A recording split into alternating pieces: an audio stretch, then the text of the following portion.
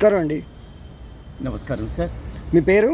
నా పేరు భూపతి వెంకటేశ్వర్లు. నేను తెలంగాణ ప్రజా సాంస్కృతిక కేంద్రం రాష్ట్ర అధ్యక్షుడిగా పనిచేస్తున్నాను సార్. నమస్కారం. నమస్కారం అండి. చైల్డ్ రత్న గారు. నమస్కారం సార్. చెప్పండి, మీ గురించి చెప్పండి గురూజీ. సార్, విషయం ఏంటంటే నేను రఘునందన్, తెలంగాణ కళారత్నాలు యూట్యూబ్ ఛానల్ ప్రమోటర్ని. మీ కళా పరిచయం గురించి చెప్పండి సార్. మేము తెలంగాణ ప్రజా సాంస్కృతిక కేంద్రము ఎందుకు ఏర్పాటు చేశాము అంటే, తెలంగాణ వచ్చిన తర్వాత ఇప్పుడు సుమారు తెలంగాణ కల్చర్ మీద, తెలంగాణ జానపదం మీద, తెలంగాణ మొత్తం కళల మీద, ప్రజా కళల మీద అధ్యయనం చేసినాము సార్. మేము సుమారు ఇప్పుడు తెలంగాణలో ఒక 69 జానపద కళలు సజీవంగా బతుకున్నాయి. అంటే వాటి పేర్లు తెలుసా మీకు? మొత్తం దాని లిస్ట్ మొత్తం చదవమంటే మీకు చదివి చెప్పేసి ఒక చాలా మట్టుకు చదవండి. అంటే సార్, ఇప్పుడు బతుకమ్మ, అది కోలాటము, చెక్క భజన, తర్వాత సింధు, యక్షగానము, తర్వాత ఒగ్గు కథ, తర్వాత ఇప్పుడు అంతరించిపోతున్న కూనపురికి సంబంధించిన ఒక పెద్ద వాయిద్యం ఉంటుంది సార్. అది దాన్ని ఒక పని చేద్దాం, 69 కళల పేర్లు మనం ఒక మళ్ళీ వేరే బయట తీసుకుందాం. 69 కళలు ఇప్పుడు సజీవంగా ఉన్నాయి సార్. అవి కొన్ని ఇప్పటికీ ఒక సుమారు 10 కళలు అంతరించిపోతా ఉన్నాయి. అంతరించిపోయే కళల్ని మా రిక్వెస్ట్ ఏంటంటే, ఇవి అంటే కళలు అంటేనే సార్ చరిత్ర సార్, కళలు అంటేనే సంస్కృతి సార్, కళలు అంటేనే ఈ ఒక వారసత్వ సంపద సార్. ఈ వారసత్వ సంపదను కాపాడాలి. గత చరిత్రకు ఆనవాళ్ళు ఈ కళలే సార్, ప్రజా కళలు. ఈ కళల్ని కాపాడాలి అని అంటే ఆ సంస్కృతిని, వాటి కళల్ని కాపాడాలి అంటే ఇప్పటికీ అవి కొన ఊపిరితో ఉన్న అంతరించిపోతున్న కూనపూరి లాంటి కళల్ని ఇప్పుడు బతికించాలంటే వాటిని డాక్యుమెంటరీ చేసి యూట్యూబ్లో పెట్టి భావితరాలకు చూపించే పరిస్థితి అదే పని చేస్తున్నాను. అదే పని మీరు చేయాలి. ఎందుకంటే ఇప్పుడు కొత్త తరం ఈ కళల్లోకి రావట్లేదు. పోషించే వాళ్ళు, పోషణదారులు, ఒకప్పుడు భూస్వాములు ఉండేది, రాజులు ఉండేది, కళలు పోషించబడేది. ఇప్పుడు అవి లేవు. ఈ ప్రపంచీకరణ నేపథ్యంలో మొత్తము కళలు అంతరించిపోవడం, టీవీ సంస్కృతి రావడం, యూట్యూబ్ సంస్కృతి రావడంతో ఈ కళాకారుల్ని కూడా మేము అప్డేట్ చేయమంటున్నాం. ఎందుకంటే ఇప్పుడు వాళ్ళు ఉన్న కళాకారులను ఇవాళ యూట్యూబ్ను శిక్షణ ఇచ్చేసి యూట్యూబ్లో కళలు ప్రదర్శించి ఇవాళ తెలంగాణ ప్రజలకు ఇగో ఇవి మా కళలు, ఇవి మా వారసత్వం, ఈ కళల్ని భావితరాలకు అందించే ప్రయత్నం ఒకటి చేయాలి. అది ఇప్పటికీ తెలంగాణలో జరగట్లేదు. అన్నింటికంటే ఒక ప్రధానంగా మా బాధ ఏంటంటే సార్, కర్ణాటకలో ఆర్టిస్ట్ సార్, నేను నాటకాలు వేస్తా, పాటలు పాడతాం, తర్వాత జానపద కళల్ని ఆర్గనైజ్ చేస్తుంటే. మీ వయసు ఎంత గురూజీ? నాకు 59 సార్. ఓకే. ఈ పరిస్థితుల్లో ప్రజా కళల్ని కాపాడటం కోసం, ఇవాళ జానపద కళల్ని కాపాడటం కోసం తెలంగాణలో జానపద అకాడమీని కూడా ఏర్పాటు చేయమని అంటున్నాం సార్. జానపద కళలకు సంబంధించిన సంక్షేమ పథకాలు, జానపద కళలకు సపోర్ట్ చేయమని చెప్పండి. అందరూ సపోర్ట్ చేయాలి ప్లీజ్. ఎందుకు అంటే జానపద అకాడమీ రావాలి అని మీరు బాగా ఆందోళన చేయండి. మేము ఆందోళన చేస్తున్నాం. 1,00,000 సంతకాలని కళాకారులతో పెట్టించి రేపు ఎందుకంటే సొసైటీలో 85% జానపద కళలే ఉన్నాయి. Yes sir. కాబట్టి మీకు ఎక్కువ భాగము మీకే రావాలి.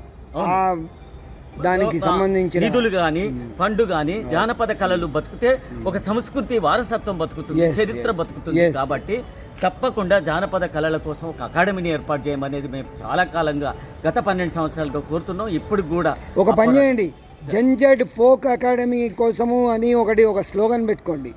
జంజెడ్ అంటే ఇప్పుడున్న యూత్ సార్.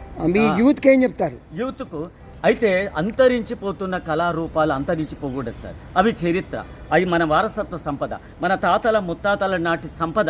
ఆ సంపదను ఇప్పుడున్న వారసత్వం అందుకోవాలి. జెన్జీ లాంటి యువతరం కూడా ముందుకొచ్చి, కళ అంటేనే తెలంగాణలో ఆట పాట లేని ఏ తూట పేలది. ఇక్కడ ఆటలు చాలా వెరీ పవర్ఫుల్.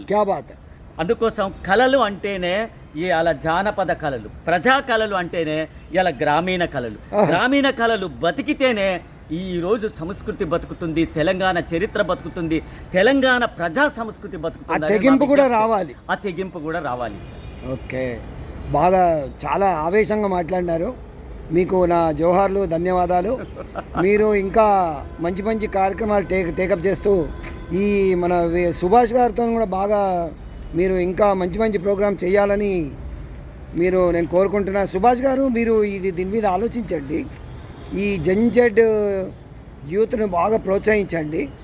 ఈ జానపద అకాడమీ గురించి మీరు బాగా ప్రయత్నం చేయాలని నేను పర్సనల్గా రిక్వెస్ట్ చేస్తున్నాను మీకు.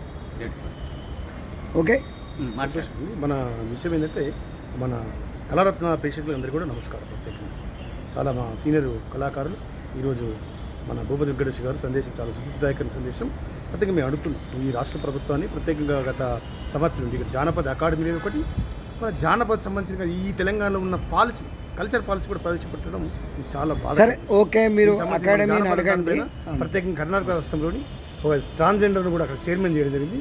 ఈ మధ్యకాలంలో అంటే ఈ వచ్చే మాసంలో కానీ ఈ మాసంలో కానీ అక్కడికి పోయి వాళ్ళ సంస్కృతి జానపద అకాడమీ ఎట్లా ఏర్పడ్డది, వాళ్ళ పల్లెల్లో ఏముంది కళలు, ఆ కళల పైన కూడా ఇక్కడ ఏ రాష్ట్రం? కర్ణాటక రాష్ట్రంలో ఏర్పడి దానిపై అధ్యయనం చేయడానికి కూడా మేము భూపతి వెంకటేష్ గారు, నేను, తర్వాత మన ఇంకా ఇతర మిత్రులు ఉన్నారు, వాళ్ళతో వెళ్ళడం జరిగింది. కళారత్న ప్రేక్షకులందరూ కూడా మేము చేస్తున్న కార్యక్రమాలన్నీ కూడా చూడాలి. చాలా విప్లవాత్మకంగా మార్పులు వస్తున్నాయి కళారంగంలో.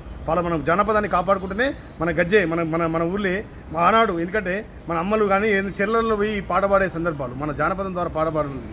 అలాంటి సంస్కృతి సాంప్రదాయం మన తెలంగాణ కళలో కానాచి బిడ్డలందరూ కూడా, మన అక్కలు చెల్లెలందరూ కూడా, కాబట్టి ఆ వైపును దృష్టి పెట్టి ప్రత్యేకంగా ఇక్కడ ఈ రాష్ట్రంలో తెలంగాణ జానపద అకాడమీ ఏర్పడాలి. ఇలాంటి రాఘవేంద్రరాజు గారి కళారత్నాలు ప్రోత్సహించడం చాలా శుభసూచకం. అదే రాఘవేంద్రరావు కూడా సూచన సలహాలు కూడా తీసుకొని ముందుకు సాగుతామని ఈ సందర్భంగా నా పేరు రఘునందన్ గారికి ప్రత్యేకమైన ధన్యవాదాలు తెలియజేస్తున్నాను. నమస్కారం. థ్యాంక్ యూ భూపతి గారు. Thank you sir. Okay friends, మనము తెలంగాణలో జానపద అకాడమీ ఏర్పాటు కావాలి.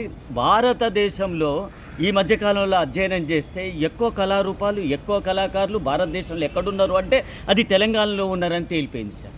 అవును, కాబట్టి తెలంగాణలో జానపద అకాడమీ లేకుండా ఒక కర్ణాటక అకాడమీ చేసింది, అట్లాగే కేరళ జానపద అకాడమీ తమిళనాడులో కూడా ఉంది, తమిళనాడులో ఉంది, తర్వాత పశ్చిమ బెంగాల్లో ఉంది, తర్వాత మహారాష్ట్రలో కూడా ఉంది. కాబట్టి ప్రత్యేకంగా ఇక్కడ నాటక అకాడమీ ఎట్లా ఉందో జానపద అకాడమీ ఏర్పాటు కావాలి. ఎందుకంటే భాషా సాంస్కృతిక శాఖలో అనేక వైవిధ్యభరితమైన ఆర్ట్ ఫామ్స్ ఉన్నాయి, బడ్జెట్ కూడా చాలా తక్కువ ఉంది. కాబట్టి ప్రత్యేకంగా జానపద అకాడమీకి ఒక 100 కోట్లు ఇచ్చేటట్టు ఆ రకమైన ఒక చైర్మన్, దానికి సంబంధించిన ఇన్ఫ్రాస్ట్రక్చర్ని ఇచ్చేసి జానపద కళల్ని అభివృద్ధి చేయాలి అనేది మా విన్నపం, విజ్ఞప్తి.